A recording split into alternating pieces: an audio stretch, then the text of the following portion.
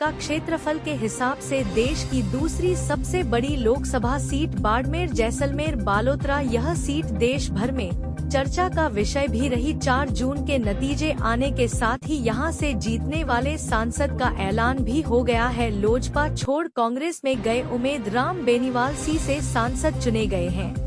बाड़मेर जैसलमेर बालोतरा वही सीट है जिस पर 26 साल के रविंद्र सिंह भाटी ने ताल ठोकी। रविंद्र सिंह भाटी इस सीट से चुनाव हार गए हैं, लेकिन उनके चुनाव लड़ने के तरीके की तारीफ की जा रही है। रविंद्र सिंह भाटी को लोकसभा चुनाव में 86,500 वोट मिले, जबकि जीतने वाले उम्मीदवार उमेदाराम बेनीवाल को 7,046 वोट मिले, यानी भाटी को मिले कुल वोटों से 11,716 ज्यादा। हालांकि इस सीट पर एक और उम्मीदवार था, उस पार्टी का उम्मीदवार जो जून को आए जनादेश में सबसे बड़ी पार्टी भी है, यानी भारतीय जनता पार्टी, नाम कैलाश चौधरी। वो कैलाश चौधरी जो 2019 में बीजेपी के टिकट पर इस सीट से 8,465 वोट लेकर जीते थे, उतने वोट जितने 2024 में जीते उम्मीदवार से भी लगभग 5 लाख ज्यादा थे। मगर इस बार कैलाश चौधरी को वोट मिले महज 28,677। अब आपको बता दें, चुनावों से पहले सबसे ज्यादा लोकप्रिय नजर आ रहे रविंद्र सिंह भाटी को इस सीट पर हार का सामना क्यों करना पड़ा? सबसे बड़े वोट बैंक का साथ न मिल पाना। बाड़मेर जैसलमेर लोकसभा सीट पर सबसे बड़ा वोट बैंक जाट समाज का है। इसी को देखते हुए कांग्रेस ने जाट समाज से आने वाले उम्मीद राम बेनीवाल को प्रत्याशी बनाया, जिसका फायदा कांग्रेस पार्टी को मिला भी। कांग्रेस के दिग्गज नेताओं हेमाराम चौधरी, हरीश चौधरी, जिला प्रमुख महेंद्र चौधरी और कर्नल सोनाराम चौधरी ने एकजुटता दिखाते हुए सबसे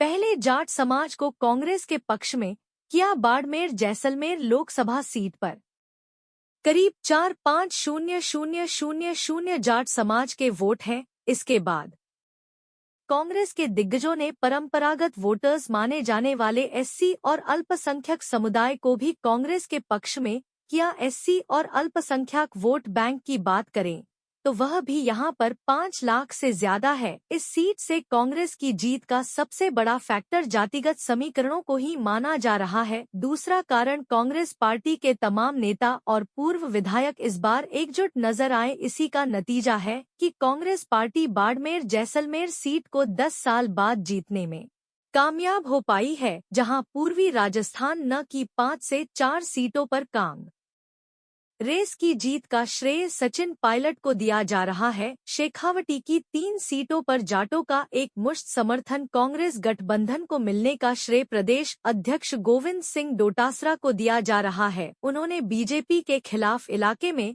ऐसा माहौल बनाया कि बीजेपी से नाराज वोटर्स उनकी तरफ आ गए। राजपूतों की नाराजगी का नुकसान राजपूतों की नाराजगी का बीजेपी को नुकसान हुआ, और यही नुकसान हुआ रविंद्र सिंह भाटी को भी, क्योंकि इस सीट पर कैलाश चौधरी शुरू से ही कमजोर माने जा रहे थे। ऐसे में कहीं ना कहीं राजस्थान में बीजेपी के समर्थक यह बात मानने लगे कि अगर रविंद्र सिंह भाटी भी जीतते हैं तो एनडीए सरकार को अपना समर्थन दे देंगे, जिसके चलते राजपूत का कुछ वोट इस इलाके में कांग्रेस के पक्ष में चला गया। शिव में ही नहीं मिली प्रचंड बढ़त। रविंद्र सिंह भाटी शिव विधानसभा से निर्दलीय विधायक हैं। शिव में उन्हें सबसे ज्यादा मत तो मिले, लेकिन वो बढ़त इतनी ज्यादा नहीं रही जिसे स्मार्ट विधानसभाओं में मिले कम मतों का उन्हें फायदा मिल सके।